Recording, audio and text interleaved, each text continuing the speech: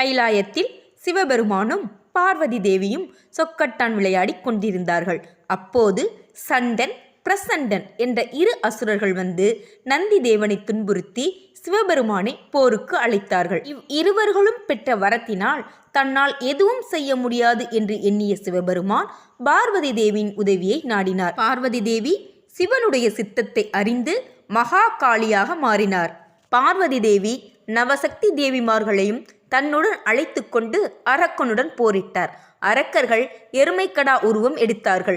நவசக்தி தேவியுடன் சிங்க வாகனத்தில் அமர்ந்து மகாகாளி அவதாரம் எடுத்து அரக்கர்களை அழித்தார் பார்வதி தேவி.